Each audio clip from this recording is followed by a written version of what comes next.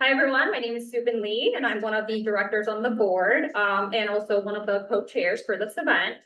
Sarah King was supposed to moderate this event. Unfortunately, she's on trial and she's picking jury today. So I will be taking over moderating today. I'm very delighted to introduce very experienced trial judges to give us inside views about what works, what doesn't work in trial courtroom. This program is intended to provide a guideline to new attorneys that are new to law division, Cook County Law Division. We have a lot of ground to cover, so we'll get started. Our first panelist I want to introduce is Judge Tom Lyons. He's the acting presiding judge of the Law Division. Thank you, Judge, for letting us use this room. Sure.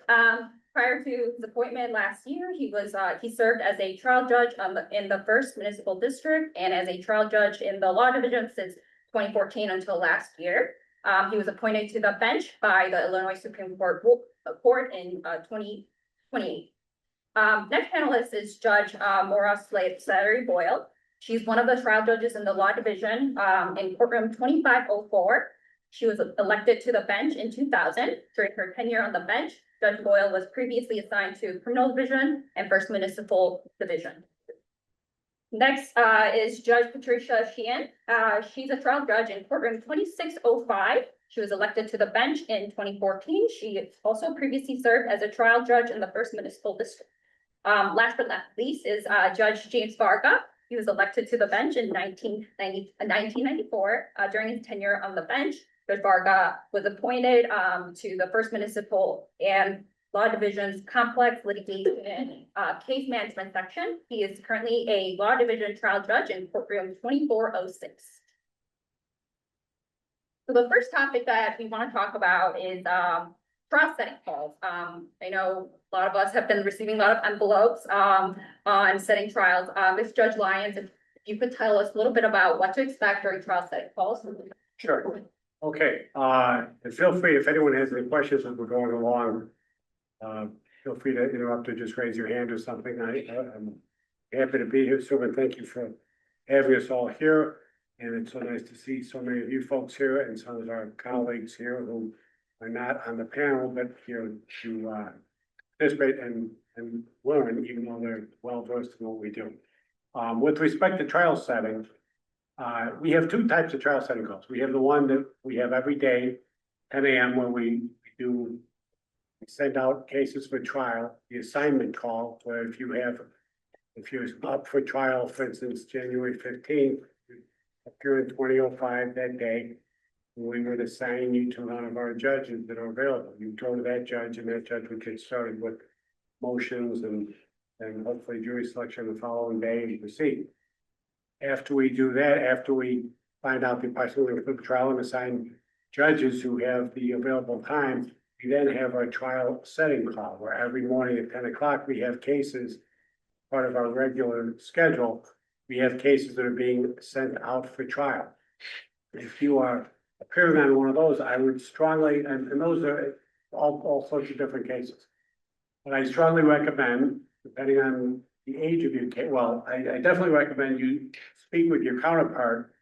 If there's just let's say you represent a plaintiff and one defendant, talk to them and come up with dates that are available and check with your experts, if at all possible, and your witnesses, so that you know in advance. I would much rather have you come up, appear in front of me, and even, let's say if only one side is there, say, Judge, I've spoken to Mr. Smith. I don't anticipate he's going to be here. I'm here on behalf of the plaintiff, but he told me we're both in agreement, we're available at this time. Generally speaking, if it's within a reasonable amount of time, you're going to get the date that you picked. And sometimes there's exceptions if it falls when we have the Judicial Education Conference. I may know that we may be short judges and there are too many cases set for that time. I may give you the week before, the week after, or something like that, but I'll try to keep it in the vicinity. This is particularly helpful, I believe, when we have multi-party cases. Whether it may be several defendants on the medical malpractice cases or something where you're suing one, maybe 2 physicians, a doctor, a medical group, and maybe a nurse or something like that. But we have several different sets of attorneys that have to coordinate the schedules. It's very difficult for me, and I don't like just picking a date that no one is available. we're almost setting ourselves up for failure, where sooner or later someone's gonna have to come in and seek a continuance because they haven't checked with their experts, or no one can, if there's one attorney who can't be there, no one spoke to him or her to find out about their trial availability. I'm pretty good at taking into consideration. I try and work with you and your schedules. And I also, not only your trial schedules and your work schedules, but I recognize your personal lives, and those of us who have families, you may have, or if you have college age students, you may be scheduling your vacations around that, or high school students and things of that nature. I had a case up today. They were moving to continue a case because one of the attorney's sons was getting married out of town, so I thought I'd give them a little relief from the trial thing, but and it didn't really affect anyone else's, it didn't affect any other cases, because it was only a couple of days. The other trial setting call is the one where you, I think, Subin referenced, you may have gotten an envelope or postcard telling you to appear. That is starting next Monday, I think the Tuesday, the 20th, when we're setting our afternoon trial. We call up roughly 20 cases for 1:30, 2 and 2:30. So there'll be 3 trial setting calls in the afternoon. Those, in a perfect world, we would have a computer program generated where we don't have to manually call these cases up and have you come in the afternoon. We're just doing it throughout the course of the year. But because of the way things are currently set up, and hopefully they don't change, but the way they're currently set up, we do this every few months. Those of you who've been around for a while know what I'm talking about. So after we're done, this is gonna start on the 20th of January, and I think our afternoon trial setting call will go through February 17th. As it happens, many of the cases that are called up, the procedure is pretty much the same.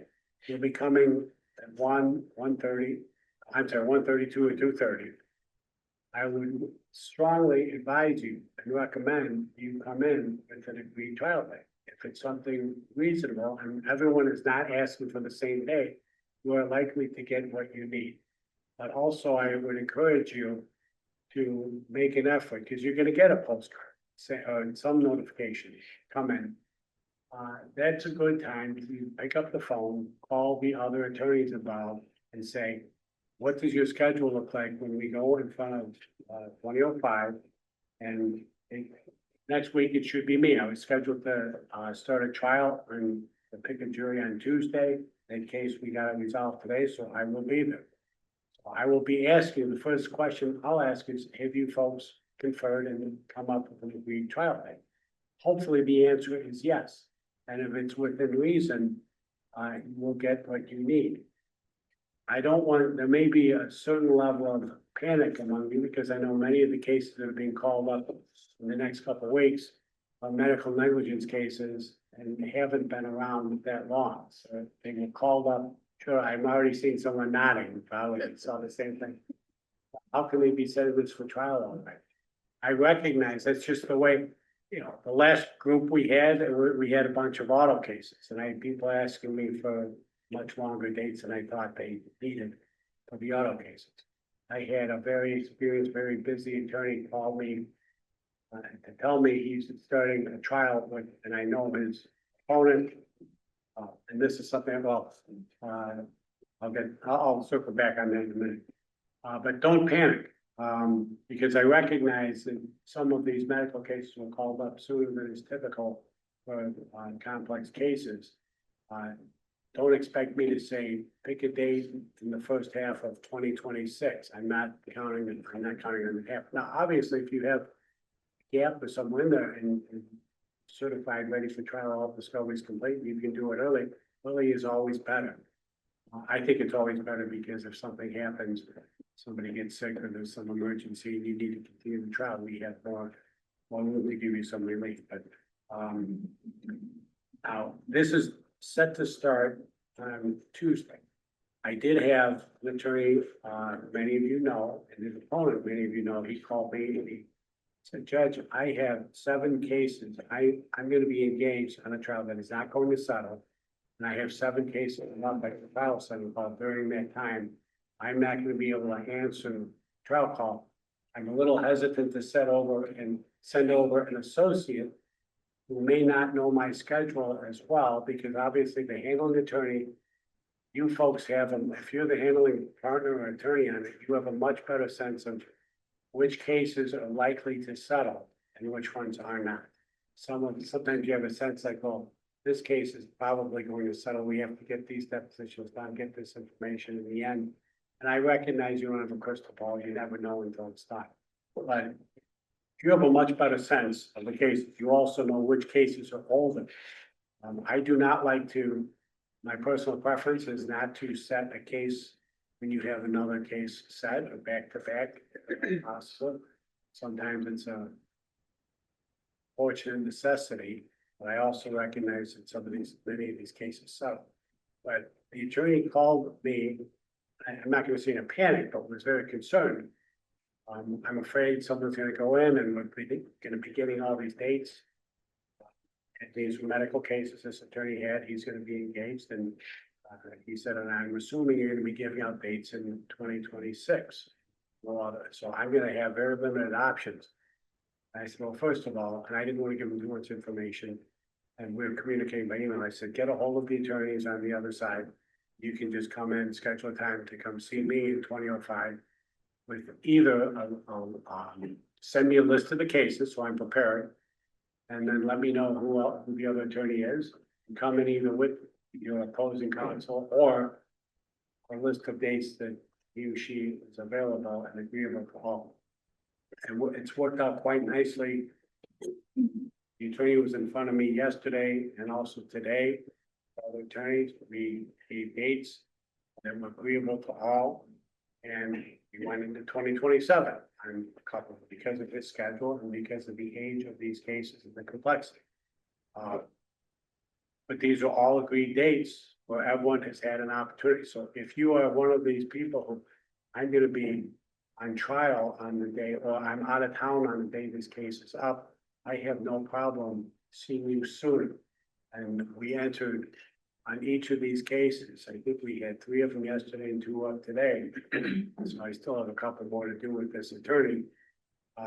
Actually, one of the defense attorneys was on 2 of the cases, so we took care of those at the same time. And some of them were multi-party cases, but essentially we would set the trial date. We would strike the trial setting date in 2005, which is important to remember to do so you don't inadvertently get BWP. If it doesn't come up on the, like, so if I gave a trial date in the fall, then it comes up next week for trial setting, and the computer doesn't pick it up and no one lets me know, and no one appears, the case would likely be DWP. So you would have to, notice was sent and we know you got order. So make sure you put that in the order, and then you also have on the order the next court date that you would be in front of your motion judge on for further case management. Hopefully that gives you an outline of what to expect in the next few weeks. Some of you were familiar with it from the fall. I think I don't want to dominate all the time, but I think I also want to talk about pre-trials a little bit. And the procedure for doing it. I had, and I don't know if it's, but I had my own, when I was in 2501, my old quorum, I have a standing order and how to schedule pre-trials with me. I'm still doing pre-trials here. I just haven't updated a standing order to say it's 2005. The procedure is essentially what I think most of our judges, and I think the way you need 2 orders. You need one from 2005, sending it to that judge for pretrial purposes only. In other words, the case is not being transferred to that judge is going to attempt to settle it. So that order would come from 2005. And then you need a second order, at least I think most judges, I always required it, an order setting it for the date that I had agreed. So basically, if someone, like if Ms. Battersby had a case she wanted to set up a pretrial with me, I'd say, control with the other side, send me 3 to 5 dates that are available for everyone. I'll pick the first available one for me. You give me a choice of dates, I would pick the first available one. That way, if I get stuck on something else, we can pick another date. And once we have that date, you get I mean, I don't care when you get the transfer order, but then we need, when I was in 2501, I would need an order setting it for that time and date in 2501. So you'd be on the call, and everyone would know about it, and I would know if I'm on trial, I say we're breaking early, or I would, you'd get a notice from me saying you have to move it earlier in the morning, maybe for lunchtime, or maybe at 4:30 in the afternoon or something. It's my standing order used to say, I haven't looked at it in a while, but I think it should be updated, but they used to say, that always was subject to the trial, to the judge's trial schedule. Trials would take priority. Obviously, if I had an expert on the stand and I say, oh, time to break, we have 2 o'clock pre-trial, I didn't do that. I would complete the testimony but I tried to be courteous and notify the parties that they may have to push it back to either another date or 4 o'clock or 4:30, or in some cases, have one of my colleagues who might be available. I used to have in there, on my standing order, what I expected. I always said that pretrial memos are not required, but they're always appreciated and accepted, that they should be short. And everyone, short and to the point, but should always, advise me of the history of settlement negotiations. Part of that is for my schedule. If I see that there's a $30 million demand and there's been no offer, maybe they've offered $1 million, and I know this may take some time. I see it's $100,000 policy, there's a policy demand, and there's $45,000 offer on the table. Say, okay, I can do this at lunch without any difficulty. So it would help me for scheduling purposes, so that I'm not scheduling 3 pre-trials in a 2-hour period when one of them, 2 hours is insufficient, or even one of them. I used to say, I didn't need, if people would disregard my standing order, they would email me expert depositions or expert reports. I'm not going to read the entire expert deposition prior to a pre-trial. You can certainly, and I would encourage people to take certain excerpts of, for instance, if one of the issues is permanency, and attach a page highlighting the portion where the expert says, in my opinion, this injury is going to be permanent and he or she will need future surgery, and that's still not going to solve the problem, but eventually what we've done so far is going to wear out and he or she will need a future surgery, and this will be permanent. Because it's an important case. If it's permanent, if the person is up. Or if there's some dispute over whether certain injuries are causally connected to the accident at issue, highlight in there. The plaintiff would want to highlight in there for me that yes, this is consistent with the injury, and in my opinion, this was caused by this. Or alternatively, I can make a determination whether this is a pre-existing condition, or it was caused by the accident, or perhaps aggravated. So those are the things that I want. I don't need, like I said, I don't have time in doing pre-trials. Read an entire, I'm not ruling on your summary judgment. I don't need all the testimony of your witness. I don't need long detailed account of what a great plaintiff your plaintiff is and how he or she's going to make an excellent presentation. Or similarly, if Ben's position is this is all nonsense, didn't happen, why are you coming to me for a pre-trial? I assume the reason you're coming to me for a pre-trial is you recognize there's a possibility of an adverse verdict, and you want me to hear the case and maybe give an objective, undetached view of what the case is worth. I also, now that I'm in 2005, I'm still doing most of the trials I do now, either some of the mass torts or 5-judge assignments. So you can put my name on one of those 5-judge advanced case assignments. If you want to do a pre-trial with me, you only need one order now. And that's one for me, because I'm, assigning it to me for a pre-trial, I put it in, and those of you who know me, I have 2 books. I'm very old fashioned. I carry around the same black book. I write it down in this, but in my old court, we also had an actual courtroom book where everything was detailed. There would be times when I would tell my clerk, yes, I have it in my black book, but she would say, Judge, it's not in the red book, or it's not in the red book, it's not on the call, because she would organize weekly calls. Sometimes I'd say, did we get anything from this order or that order? maybe an email would go out all of a sudden. People would ask me when I like the pretrial memos. They're not required, but I used to say a week in advance is nice. Doesn't mean if I get it 2 days in advance, I'm not gonna read it. If I have, but I can't guarantee I'll read it. I get it, and sometimes people would send it to me the morning up.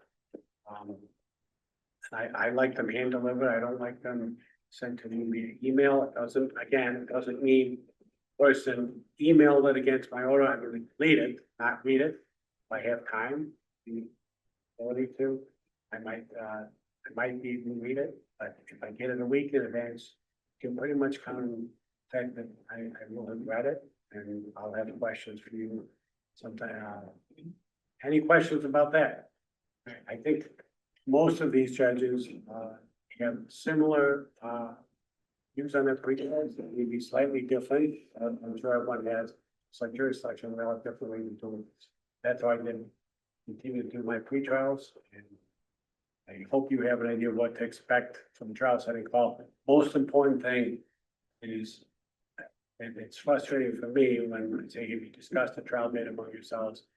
And the answer is no, and I'm just throwing it. I'm suggesting dates and everyone's going through that. That works for me, Judge, so that's bad for me. My judge, can we come back in a week and check with my expert? No, you're here to set a trial date today. So I'll have that information about it.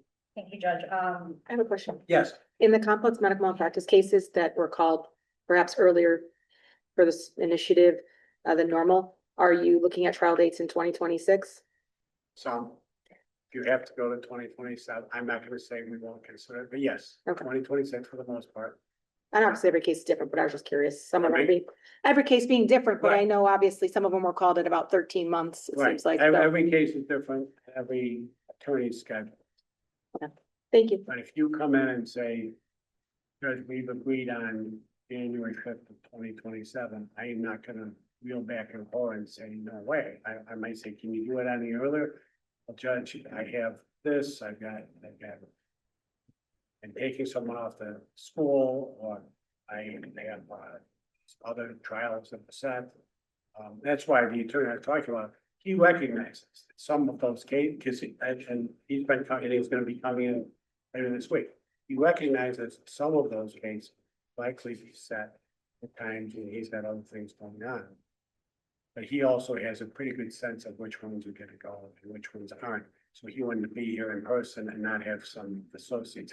I have his schedule, and I see this all the time. And you know who you are. Some of you have been, and then some of you are the quote unquote handling attorney that puts me on the couch. Like, well, Judge, the handling attorney has a case on this, handling attorney has a case on this. And I don't wanna, separate the attorney who's in front of me, say, well, which ones are really gonna go, because he or she may not know. It's helpful to have the handling attorney there.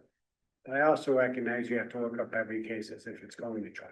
And you don't know until, particularly on the medical cases, things don't start happening until the last minute very often. Thank you, Judge. Our office also receives a couple postcards, so that's reassuring to hear. Yeah. Judge Maura Boyle. But I don't want the takeaway to be, Judge Lyons said, don't worry, 2027 on every case. It's already been texted out. Yeah. So we're gonna, Answer your question, 2026. moving forward to jury selections in Cook County, we're gonna have Judge Boyle talk about it. We have a lot of people that have not picked, jurors in Cook County, and rules very, very differently from county to county, judge to judge. Judge Boyle, could you tell us a little bit about, what to expect for jury selection in your courtroom? Thank you so much, and thank you all for being here tonight. If you can't hear, can you just shoot your hand up in the back? So I never usually have a problem, but I want to make sure that everybody hears me clearly. So you made it out of 2005, and now you're in a courtroom. After all SOJs have been exercised, what next? Well, two things first. One, you should ask your fellow attorneys in the community. I know you got those text chains, who's had a trial in front of who, and kind of get an idea of what that judge likes. Also, you should ask the judge, each judge, as much as we have a lot of similarities, we also have differences, and we get in our, what has worked for us, and we like to stick to it. And before you even enter into the courtroom, there's two questions that I think you should ask the opposing side. One is, and these are for the longer trials or your complex med mals or products cases, is are we gonna use a jury questionnaire? And my suggestion, and I have one here, or somebody provided it, but if you're gonna use one, make it one side, don't make it multiple pages, it's gotta be copied. You need to bring the clipboard, you need to bring the pens. Some judges will copy it for you, some won't, so you have to be ready to go back to the firm and have them copied. And I've had people come in with pages, I'm like, that's never gonna work. You need a single page.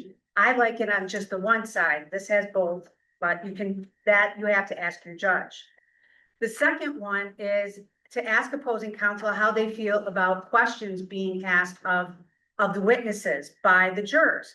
The manner in which I do it is if both sides agree on it, I'll say to the people in the jury, if you have questions of this particular witness, write down your question. I go in back with the attorneys to see what questions could be asked based on MILs, based on different things. Two things to consider. I know everyone gets very concerned about this. One, it's a way, they all want to play lawyer. They love it. And it's a way to keep a jury engaged. It's a way for them to follow the case, and I come out and I tell them they're all amazing, wonderful questions, but because of my rulings, I can't ask you a brilliant question or something like that.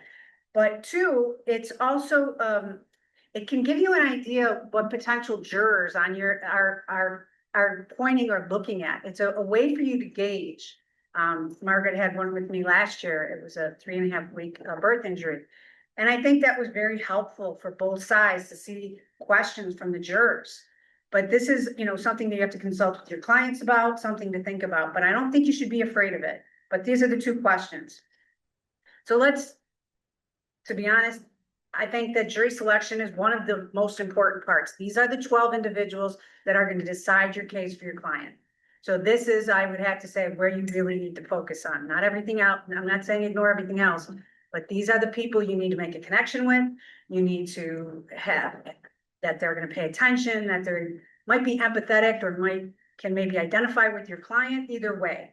So that this is, I would have to say, is one of the most important parts of jury selection. I have here a copy of a way to organize, and I'll have this and I'll give it to Soben and hopefully she can upload it. But this is the way you can put your jury, you panel, number it out. So you can make quick notes about things that you like, that you don't like for each juror. And so that when you do going back with the judge and the judge is asking you about the cause or if there's anybody you want to exclude, you're ready to go. This is an easy way. It's easy without the book.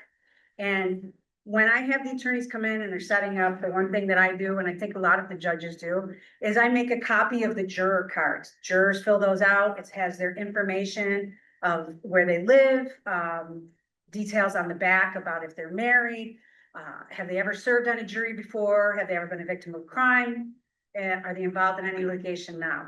I make a copy of that, or I don't, someone is very kind to assist me with that. And I give each of the attorneys a set of those. I do collect those at the end, and those are to be destroyed. But this is a way too for you to look at, well, I'm going through questioning and I'll get to that in a second, but you can also start making your notes about what maybe this particular juror, like maybe that they have civil lawsuits, maybe they've been a victim of a crime, maybe they have 5 children, prior jury service. So that I give that to each of the sets of attorneys before they start. And that's again to help you to sift through the information, because the time of questioning by you is limited. You don't have all day to do a deposition on them. And I do give a time limit. Some judges do, some don't. But when the jury starts and the jury's seated and after they're there, if it's a longer case, I'll order 42 jurors if they'll let me downstairs. But I also, if it's a longer case, I like to pick more than 14. I really will be hard pressed to lose a jury and to have you go through all that again because we didn't pick enough. So again, that's what you have to ask your judge. How many are you going to pick? What are you planning? So to begin the jury selection, I make the judge, I think you should also ask the judge when you're picking alternates. Yeah. If unused, and make sure you hash out how many peremptories, and if the unused peremptories carry over to the alternates, or is it gonna be use them or lose them, and you get a fresh set? 'Cause right.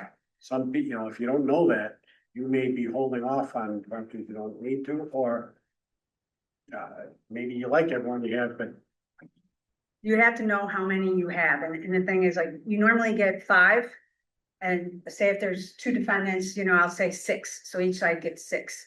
And then what I'll do is, each alternate gets 1 and plus 1 carryover. So that's how I do that. Another thing to ask the judge is backstriking. Yes, it's allowed, but you have to find out how the judge handles backstriking within a panel. When you go back and you're discussing about what jurors you're going to pick, what jurors you're going to exclude.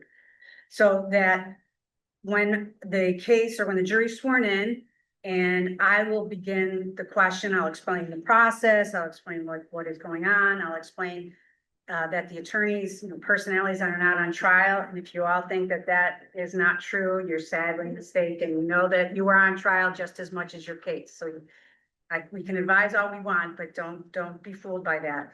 And then I'll go through for each of I'll start with the first 12 in the box, and I'll go by each juror and I'll ask the questions based off of the juror card. Then what I do is I take a break after I'm done and I go have the attorneys and back, and if there's a juror that I have a concern about based on an answer, and I don't want to flesh it out in front of everybody because I don't want it to impact the rest of the jury. So I'll say, I'm going to bring this juror back. So don't spend too much time on them because we'll have an opportunity to question them back. And then you get to question them. And this is where you can, after hearing what I've asked of them, looking at the questionnaire, if you've used one, after looking at the juror card, who is it that you want to focus on to find out? Because you'll hear people say, oh, well, I'm really afraid of big verdicts. I'm very afraid of it. But then when you ask them further and more about it, it's not that they're really afraid of it. They're just not understanding necessarily, like, well, if I prove all of this, can you do that? So that these are like the steps that we take and that you need to take when you're picking the jury, because, short of settlement, that is your judge. That is the 12 that are deciding your client's future. So I have to say that this is the most important section. And, any questions from me about this?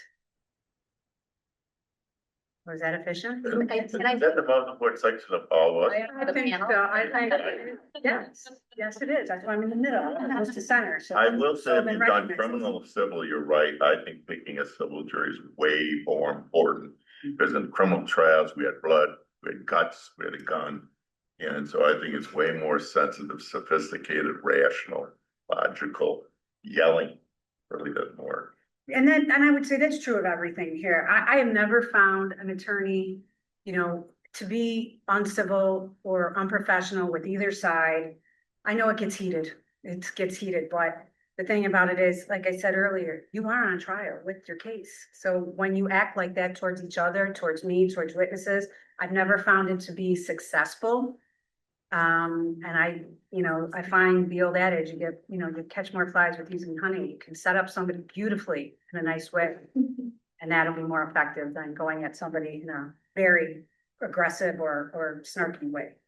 And I think, all the points that were raised, to realize that while sort of generally speaking, it's the same process, each judge really does have their own nuances and own ways of doing it. And so these are all really fair questions to ask when you're assigned to that judge, to say, how do you, how many do you put in the box initially? Is it 14? Is it 16? Is it 18 to initially question? How many are you going to order? How many parameters? I think sometimes people think it's sort of this, that's already set, and that's not. Those are fair questions to ask, to ask about backstriking, how the judge handles that. All valid to have an understanding of sort of how that judge does it, what the schedule is, when do they start, when will the witnesses be on, when do the counsel need to be there? All those very fair questions. Yes. Is there an opportunity in Cook County to ask jurors questions after the verdict, like after the case is over? It depends on the judge, because if it's like, say you have a very long trial and you have 12, you have 13 jurors left, for whatever reason, you've lost all of them. And so you have 12 deliberating and you have one alternate. I would be very hard pressed to let then the attorneys, like if I'm excusing the juror, to ask them questions in the hallway, because they might be called in.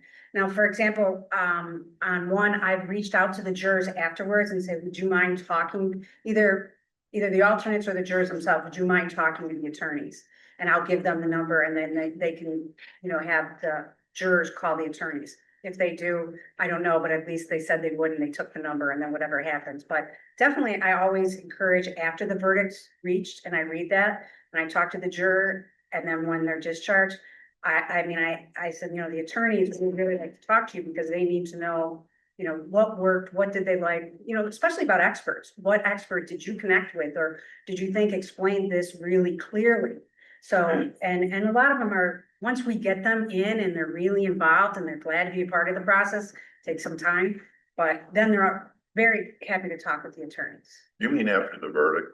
Yeah. Oh, yeah, You're absolutely. exactly right. I go out of my way and I encourage it, because I Right. was a prosecutor, trial lawyer. You should definitely talk to the jurors, okay? Politely, civilly, and ask them, why did you do this? Which witnesses did you like? Why didn't you like them? Which did you like? Why did you? And even ask about yourself. I encourage it. And you know what? With a little help too, then I notice and I tell them like things on their way out. You say to this person, like when the jurors, when they're leaving, you have a moment, you shake their hand, but you gotta let them go, see, because they're running right out. They go, running around. I say, that's the way to hook them. But if they pull, you gotta let them go. And in other places by the doors, they'll stop. Right Or outside. once past the doors. But, that's a good way to say it. You really should say, do you have a moment, may I speak with you? You were a trial lawyer, have some confidence. What Yeah. I'm saying. So yes, a lot of judges encourage it. You should talk to them. Yeah, I absolutely encourage it with you, sure. I would always encourage it, but I can tell the jurors if they don't want to. I see speak that to too. lawyers, You don't just have, keep walking, you don't have to. But I'm sure the lawyers would love to hear what you have to say if you're willing to. Very often I'd say more often than not, the majority will talk. If it's late in the day, it's different. Right. But if it's the middle of the afternoon and they're in a good mood. Yeah, generally, you could also tell by their body language whether they want to talk to you or not. Yeah. But what Maura said, what Judge Slattery-Boyle said, I think is very important about if you only have one alternate left, it's been a long trial. And they may come back tomorrow to continue deliberating. If someone gets in a car accident in the morning, now you're calling that alternate in and saying you have to get down here, and then you have to suspend the deliberations, tell them to forget everything they talked about and start all anew and swear in the new jury as part of the alternate part of the deliberations. But if they've already talked to lawyers, you've already been compromised. In addition, you might have a lawyer say, oh, wait, I object to this person, because they already know which way that alternate is leaning, so. And I'd ask the judge, and because then it's, like, say you had a slip and fall or a car accident and you had some alternates. Then I probably wouldn't have a problem with you talking, it's not a long litigated case. While the jury's still deliberating, the alternates before they leave is kind of what I'm referring to. So, you ask the judge and sure, go ahead. I mean, it's a slip and fall, it's a car accident. This isn't a 3.5 week case. So, but you gotta ask the judge. Yes, I have a question about juror questions. yes, So would you only allow them if both parties agree? yes. Okay. I kind of try to facilitate that and explain, as I explained to you, my reasoning with that. Because, I think everyone's so hesitant and I think they think that the juror's gonna ask your witness a question. That's not how I do it. I don't know anybody that does it that way. I have them write it down. We go back. I say, these 2 questions are gonna be asked. I ask your witness that question. So it's not like a free for all from the box to the witness on the stand. And do both parties have to agree for you to ask the question? Or I rule on it, because sometimes one will want its own, and I'll say, I'll allow this, whatever the MIL say, and whatever else. I'll say that can be asked, that can't be asked, and they'll object, and then we have it on the record. And I've made copies too, for the attorneys then to give their clients to say, like, this is what, this is where this group is headed, or some of them are headed. Some have a question? Well, I had just a comment about, I think I should want to see. So if you have one of those kind of trials, it's not a protracted medical trial or something like that, and you're letting a alternate or 2 alternates go, and you decide you're gonna let the attorneys catch up with them and talk to them in the hallway out of earshot of the jurors who were deliberating. I've actually had 2 cases settled. Well, while the jury was deliberating, just based upon what the alternate or alternate said to the attorneys in the hallway. Correct. So it's worth it, it's worth it to talk to them if you're gonna be allowed to.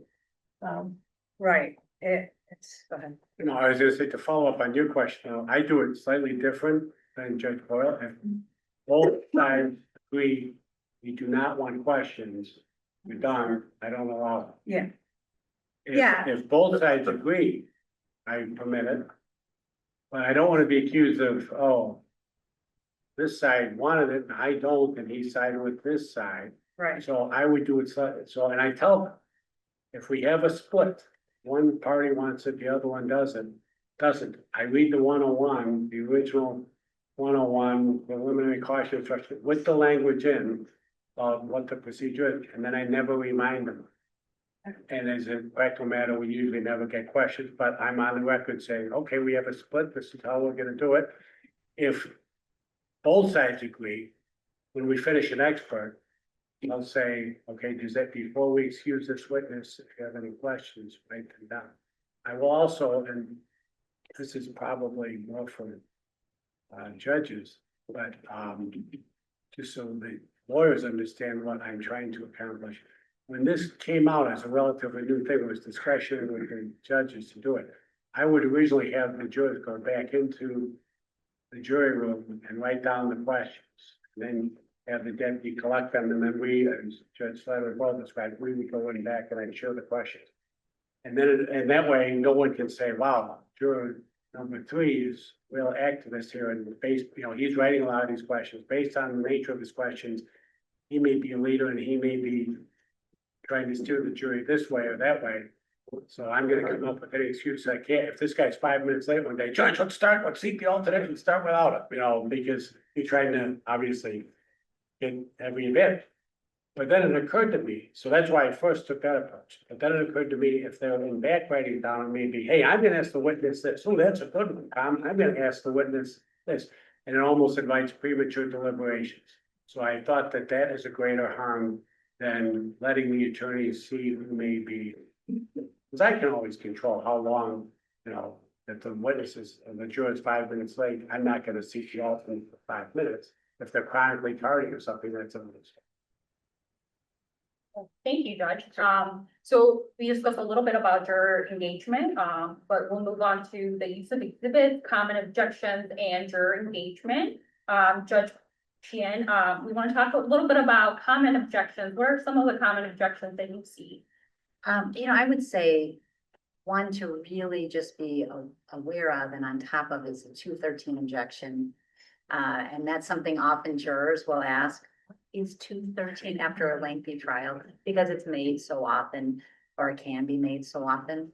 And to be prepared for those objections when you are presenting your expert, for instance, and a 213 objection is made, the expectation is you are going to be able to go to their deposition testimony or their written disclosure and be able to show where that opinion was in fact disclosed. And that onus, that burden is on you presenting that expert. And so there are times where I think the lawyer seems perplexed. What do I do? I'm sure this was disclosed. I know it was disclosed, but you really need to be prepared and have that cite, the page and the lines available. And I think too, when you have that cadence, the attorney objecting may realize, all right, they're on their game. They know what they're doing. They are prepared, and that will sort of quell that, or it can quell that. When time after time, you're able to cite that page, cite those lines. And so I think 213 is one to really, when you're preparing your witness, to really think about and be prepared for those objections. And then similarly, when you are, on the other side of it, and to be familiar with that testimony and to be able to make those objections,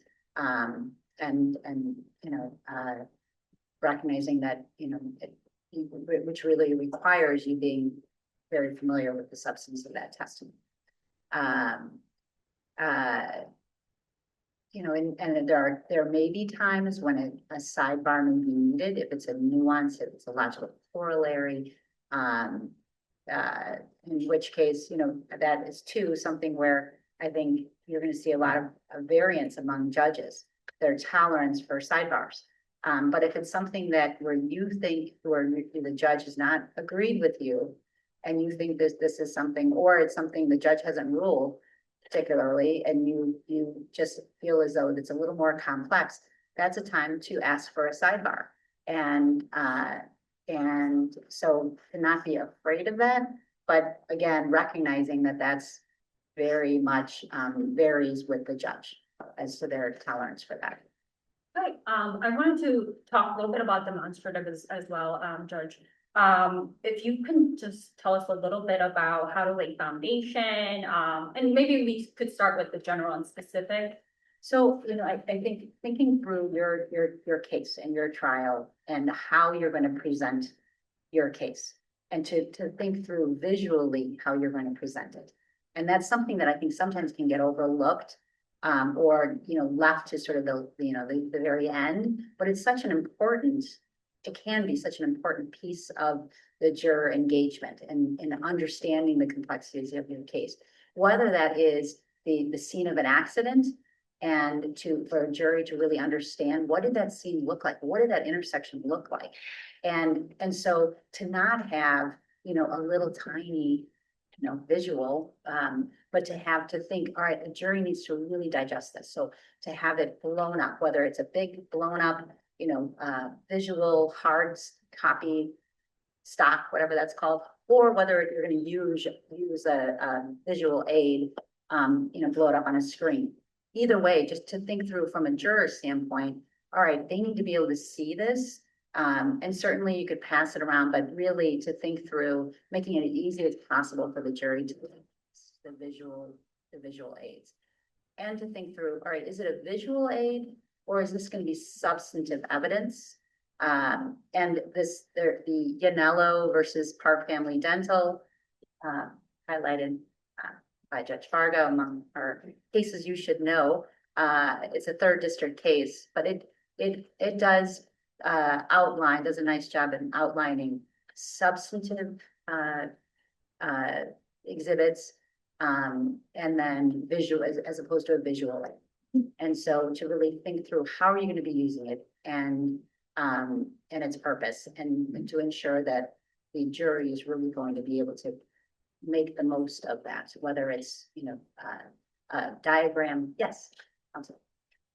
When you have a heated case, Yeah. in case everybody wants to come in and put a show on, and you have it being lawyered very hard, knowing that that's just, is there a base level of consideration that the trial judges give on a disability in terms of, because you've seen everything, I'm sure, you've seen big exhibits, you've seen the paper cutouts, and is there something that the lawyers need to pay attention to try to get their exhibit in the case? Well, you do need to think through, is this under the realm of 213? And I recently had a case where they were attempting to use an exhibit with the expert. The exhibit itself, I found was an opinion that had not been disclosed, hadn't been discussed by anyone. And so you really need to think through, all right, is it a visual aid easier, or is this something substantively that's going to come through? In which case then you use it with your expert in their deposition or in their disclosure to then have that already hooked in, the foundation laid in that way. And that's going to make it a lot easier. We Yes. chatted on this earlier, Yes. okay, and please note the distinction, okay? When we're talking about general demonstrative evidence, that is the anatomy and all the colors of an ankle, okay, which you can use. That's demonstrative evidence. What I think we're talking about, and I have barred too, and we don't like barring. I hate barring. I want all the parties to get all their evidence in. But if you have something like a computer animation, that form that is so positive, And what it is it's showing the jury the specific theory of the case that is no longer demonstrative evidence, okay? Because it's not general demonstrative evidence. General demonstrative evidence is not subject to Rule 213, the drawing on a piece of paper. The other ones, if it's substantive, showing a specific theory of the case, like a computer or an animation, it is subject to Rule 13. It does have to be disclosed before trial. And that's why you should know this, because I think a lot of lawyers don't. And we've had the bar, and I've done it recently. Did you mean form of the evidence? Is that what your question was? Well, Because I think the smart boards are tremendous on the big cases. well, I'm really talking about the betweens when lawyers are lawyering to try to persuade with an exhibit. And is there a base level of consideration over, everybody's gonna put the overly prejudicial in the motion. However, when the, rubber meets the road, you're making decisions probably in the heat of the moment in 15 minutes before opening. So whether or not this thing's gonna be shown to the jury is a big deal for one side or the other. And I just wanted to know if young lawyers could take a lesson. There was a certain way with exhibits where, you could definitely tell that one side, like in this one, the plaintiff was trying to subtly, but not so subtly, paint and show a picture very negatively of the defendant, doctor, and so forth. And like, I had to get so far involved, I'm like, get the red out, because it was like red and all this, I'm like, no, get red, red's bad, I don't use blue, but it just, it was very. Where's like blood, Judge? I know, it's just, yeah, so, I mean, you, when we look at that, we're really, I'm looking to see how up to that line is going and going over, and, If it's something you want to use in your opening statement, it's always a good idea to send an email, some communication Yes. saying, by the way, we have some exhibits or blow-ups or whatever that we plan on using. They'll be made available for inspection on you. Because, and I've had this happen. I don't know how many times I tell the attorneys, let's say we're starting at 9:15 and I'm in chambers. And all of a sudden the deputy tells me, okay, they're all here, Judge, all 12 plus the 2 alternates. And I come on, I take the bench, Judge, we need to be heard on something. What is it? So I just saw this for the first time today. And then the other side says, Judge, I sent him an email. I told him I was gonna use this. He never bothered. Bring out the jury. We'll take this up later, and you can make your record, your objection, and I'll look at it real quick. It's like, no. It's very often, now, if it's something different, like showing a clot break off and go through the bloodstream and all of a sudden an expert is gonna testify to this and this is what happened for the first time, that's something you should have used. I agree, you use that at the physician's deposition and have them explain, this isn't the animation of the actual client, my actual patient, but this is what happened, what he or she experienced. I do think exchanging exhibits, showing the other side, and that's something that, I'll cover, when we're sort of doing the ground rules of how the trial is gonna go. And I think that's another fair question. Judge, do you have any sort of requirement on exchanging exhibits? And then that is a great opportunity for that judge to say, yeah, you need to exchange exhibits. You need to show what you're gonna be using, particularly with opening statements. And not to do it, and not to have that objection raised or addressed right when the jury's literally in the hallway about to come in. That's gonna really irritate every judge. bring them out. Yeah, that's right. Or waives the objection where there's just not enough time. And I think you have to remember, these people that you have to show them by how you act that you appreciate their time. So if they're sitting around for 2 hours before you start, that's not a good way for the jury to know that you're recognizing that their time is valuable too, so. And on that note, Judge, she had mentioned, know what your judge's tolerance for sidebars is. That's an excellent point. Because jurors can't stand silence, whether they're the ones where you're going back or whether they're going in the jury.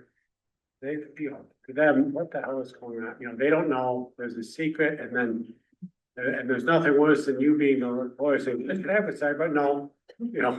Judge, I'd like to be heard of. You can do it later. Come on, ask your next question. We got 12 Americans and 2 alternates trying to make a decision here. Let's be courteous to their time. Do you have any questions on comment objections? Okay, we're gonna move on to jury instructions. Ms. Varga, when should you prepare jury instructions and have them ready? That's Roman numeral 2. Okay.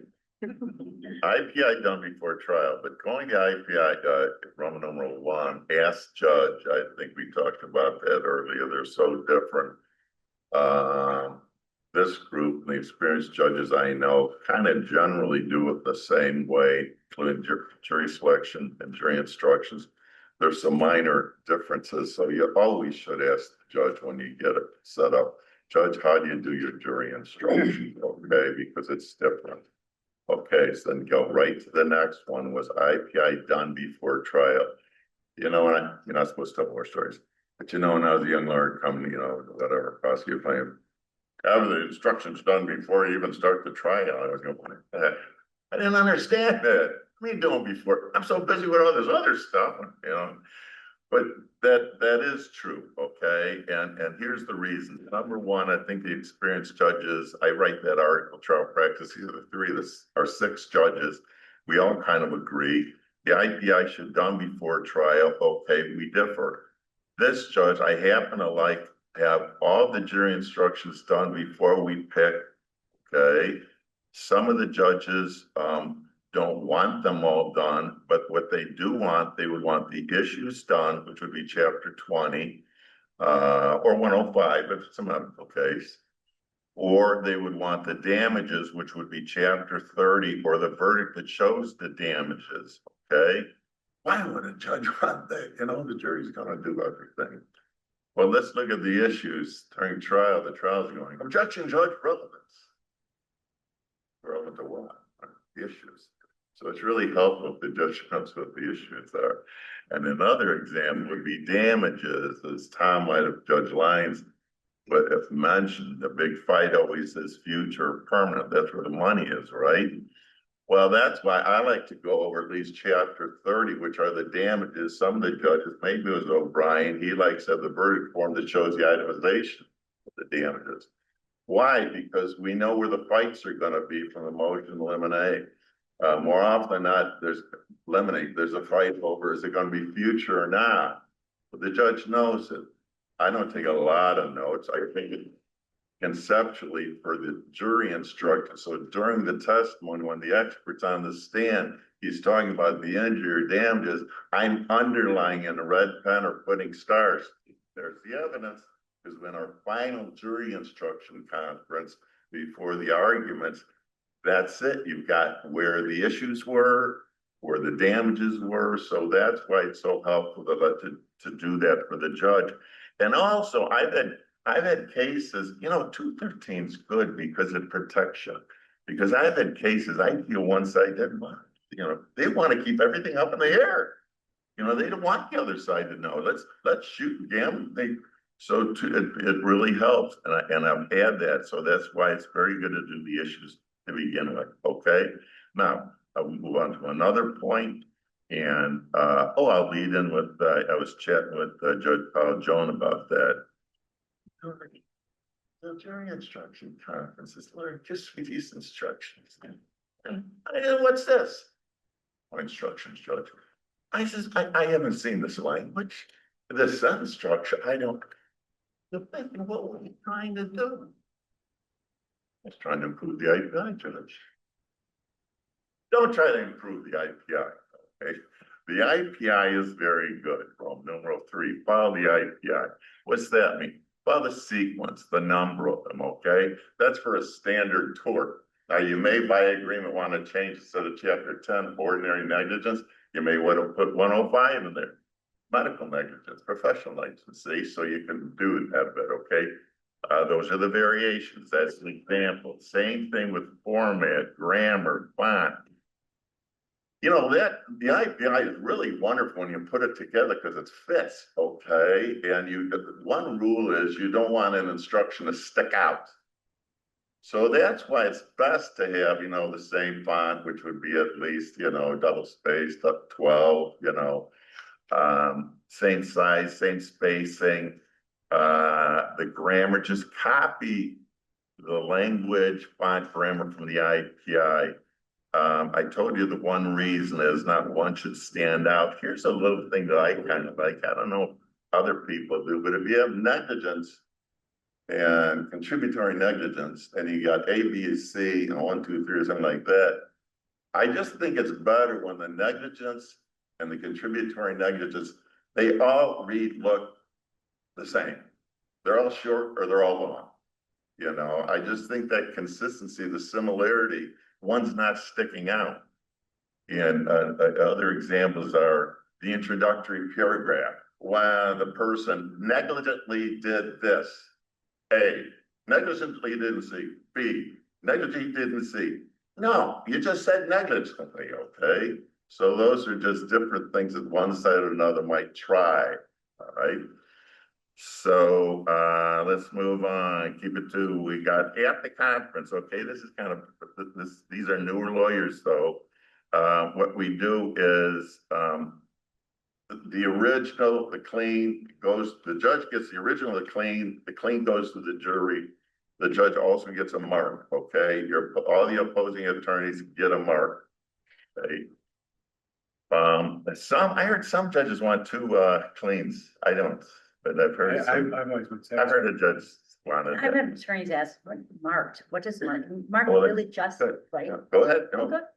No, you're right. Yeah. Clean is nothing on it because it's going to the jury. Mark is more often than not, that's, by the way, I was gonna get there. Okay. Which I think is 3, okay? So that's it, the mark, that's what it is. Normally in practice now, it's normally the lower left-hand corner. And it could be in the center, but more often than not, it's the lower left-hand corner, it's the identification mark. What are it's the identification marks on the rulings. The identification marks are generally, in Cook County, the practices, you would have the party, plaintiff's number or a line. Same with defense number, a number and a line, okay? Also the attorney, then also there would be the rulings with a line. By statute, you have to have given or refused down there, just a line, and the attorneys check off on their mark copies, and the judge would check off on his mark copy. Certainly it won't be on the clean copy that goes to the jury. So those are the rulings. However, the practice in Cook County is different because it really doesn't bother me. They may have no objection, modified. Well, modified is in the rules, but a lot of, I don't. I just write, my ruling on the instruction. Also at the conference, which you should know is instead of arguing strongly and passionately, it's just some evidence. We're not arguing to the jury, no. So the rule to get a jury instruction is very low. Is there some evidence of it? And I've heard professional civil attorneys say that. They'll just say, Judge, I admit, there's evidence in the record. So that's nice. And then finally, there's objecting and tendering. You have to object and tender a remedial instruction, okay, to preserve your position on appeal. So don't forget that, okay? You can't come back with your post-trial motion. Hey, Judge, the instruction was wrong. No, you have to object and then tender remedial instruction. That's the long and short of jury instruction. Anybody else wanna? I just want to echo one thing that Varga said, and I agree, it should be done early. Yep. And particularly for young attorneys, if it's your first jury trial, I think it should be done before you even start, because you may be going through it. Realize one of the elements, oh, I didn't realize that, how am I gonna prove this? And particularly if you're the plaintiff, you have the burden of proof.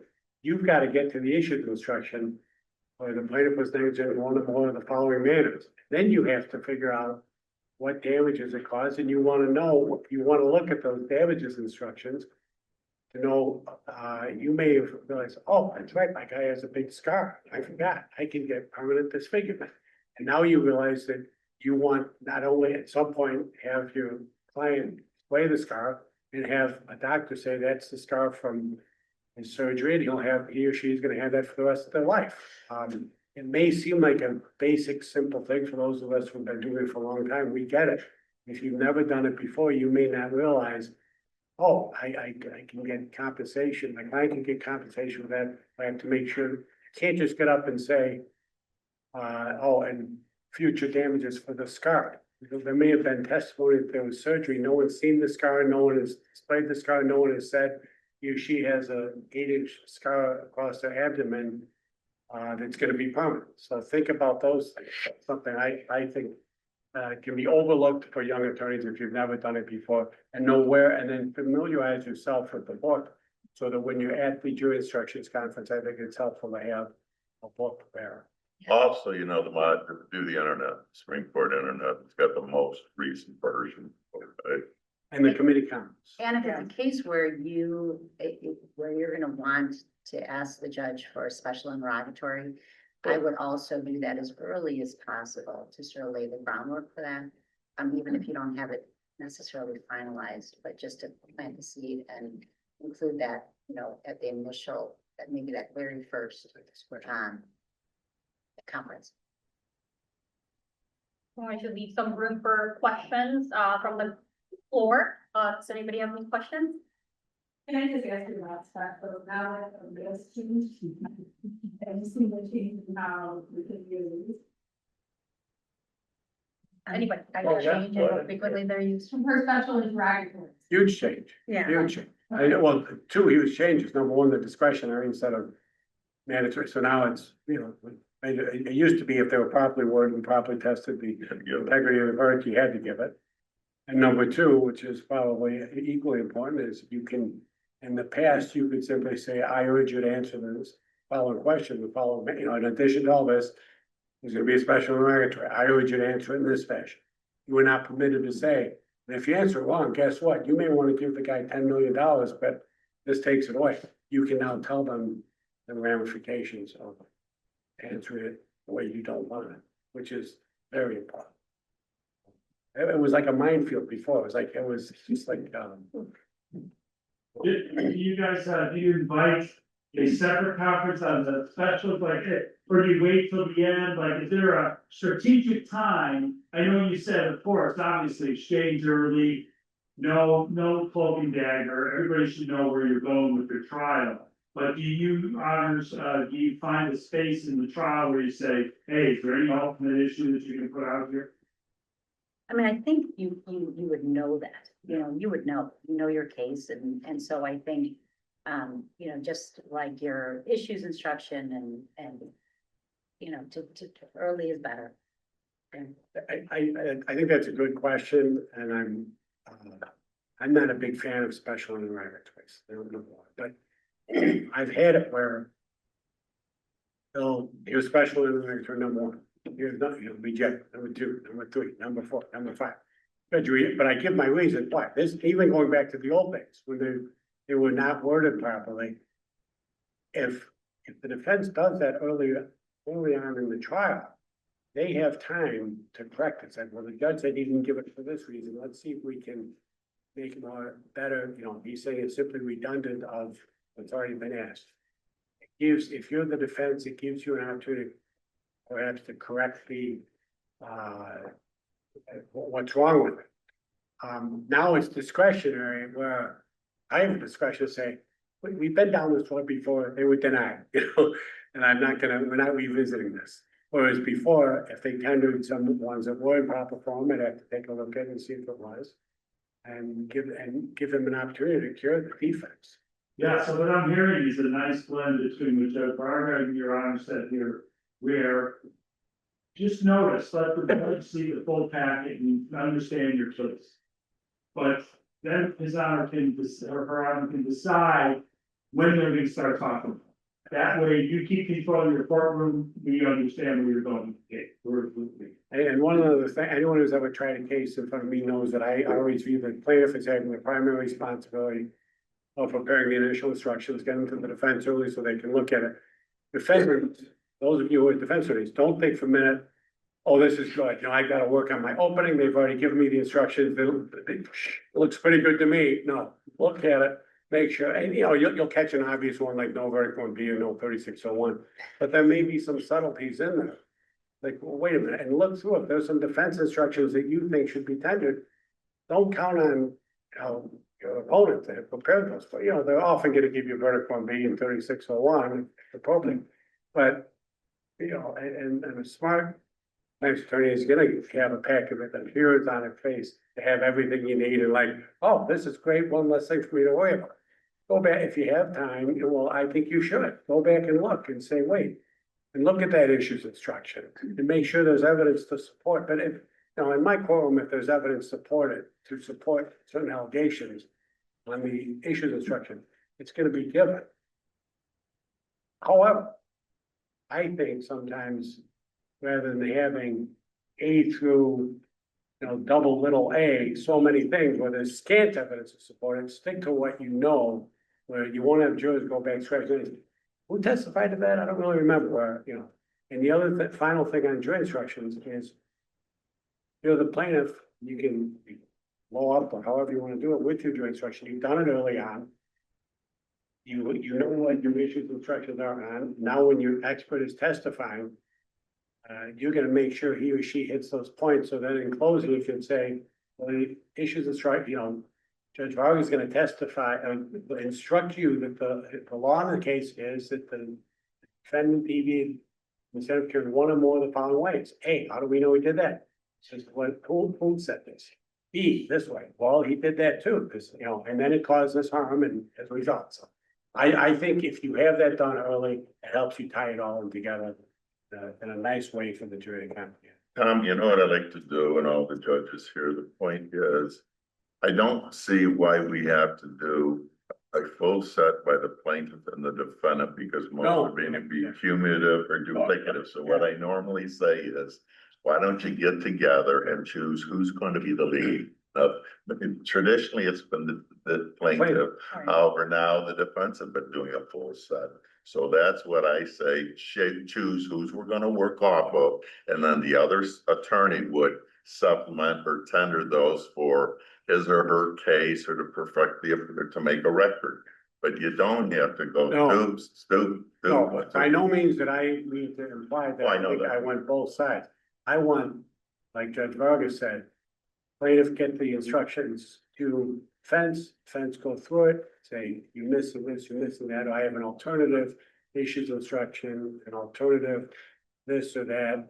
And I always want the plaintiff, in my court, since I do emphasize the plaintiff, and if you guys agree, defendant will take primary responsibility, that's fine, but I always say if the plaintiff's on top, the objective, the alternative form tendered by the defense, and sometimes I'll get the plaintiff, they have the instruction they want, and then there's the defense instruction. I say, well, Margaret, you this. I said, well, Judge, and if that's it, here's the other one. We're really, they have the second one. We want this, but if you're not going to give this, when we're pushing it, we have this, and that may more accurately reflect the evidence in the case of the defendant's version.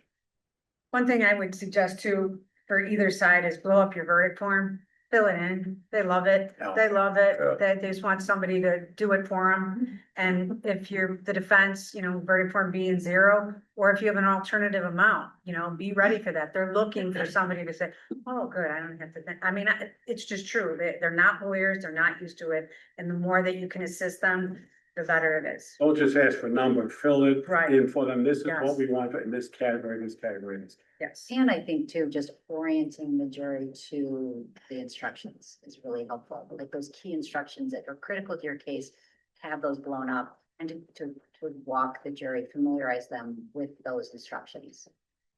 Will serve you well. Any other questions? I think that concludes, unless you guys have anything else to add? Thank you. I don't want to stand in between here and happy. I'm gonna give these to Kelvin, so I don't know if you want to upload, one's the jury questionnaire and one's just a form that you can use for jury selection, just to make them. Yeah, so we already provided the juror Okay. juror questionnaire, but I will provide a copy of this electronically.